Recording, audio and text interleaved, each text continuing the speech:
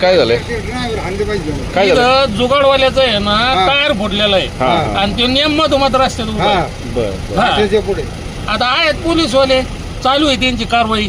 अच्छा अच्छा. हा काय प्रवासी म्हणून काय वाटतं बरं या रोडचं काय काहीच नाही हो. काय खरं आहे या रोडचं?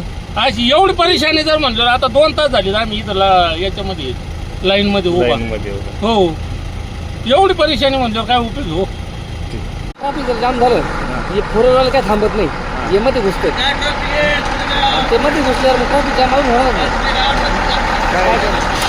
ट्रक चालक म्हणले तुम्हाला काय वाटतं बरं आता फार हे पाहुणे चटाळ्याला 3 तास रस्ता इथं म्हणलं काय कधी पोहोचायचं पुढे झालं आता रोजचा हा प्रॉब्लेम आहे. नमस्ते. हा शेवगाव नेवासा रोड आहे. आम्ही आता जोरापूर या ठिकाणी आहोत आणि मी पुण्यावरून येऊन जवळपास 1.5 ते 2 तास झालं एकाच ठिकाणी थांबलेलो आहोत. एक तर ऊसाचे ट्रॅक्टर आणि रोड खराब आणि हे येणाऱ्या गाड्या या ठिकाणी 1.5 ते 2 तास झालं या रस्त्याची ही अवस्था आहे.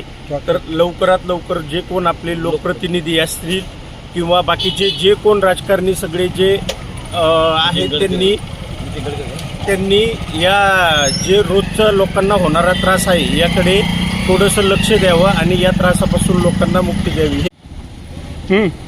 बोला. या रस्त्याची दयनीय अवस्था पाहून लोकच वैतागलेले.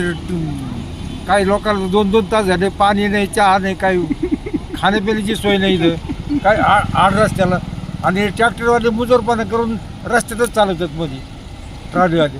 ते निदान कमीत कमी साईड धरून चाललं तर एवढा प्रश्न नीट निर्माण होत नाही ना. मध्ये फेल झाल्यामुळे सगळं ट्रॅफिक जाम झाली.